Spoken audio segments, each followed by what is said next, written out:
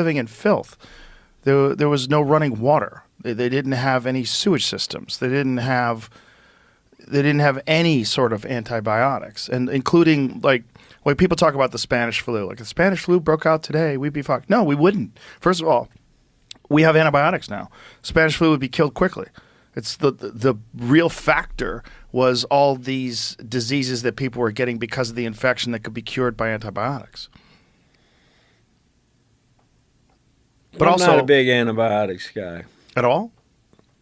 No, I mean I took them. One time.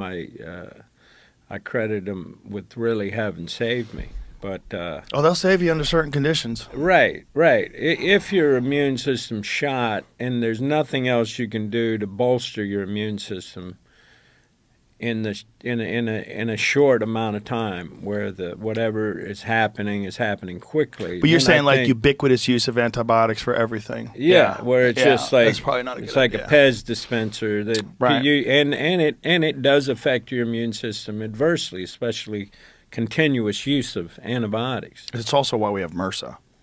What? Mrsa. Mrsa is medication-resistant staph infections. Right. Yeah. Right. And that's okay. I've had a bunch of friends who get that because that's one of the side effects. One of the unfortunate aspects of jiu-jitsu is a lot of guys get staph infections.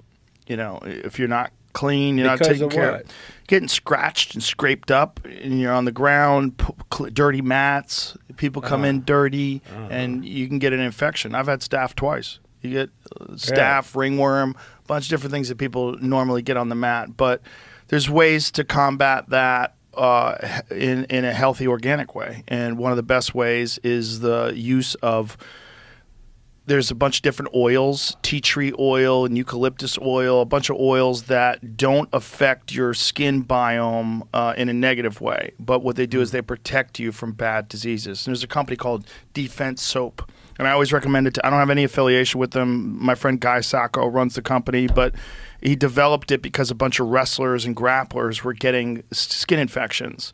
And so he developed natural remedies that don't affect your, because a lot of times guys would take like antibiotic soap and they would clean themselves with antibiotic soap. The problem with that is it kills all your healthy flora, all the skin flora that's healthy. That gets torched too. It's taking a blowtorch to, you know, like a small patch of weeds that you could just pluck out. Right. And instead of doing that, he developed this soap that uses all these natural organic remedies that, you know, doesn't affect you in a negative way at all. It's the only soap I use. I use that soap every day, and it keeps your skin healthy, and it doesn't fuck it up.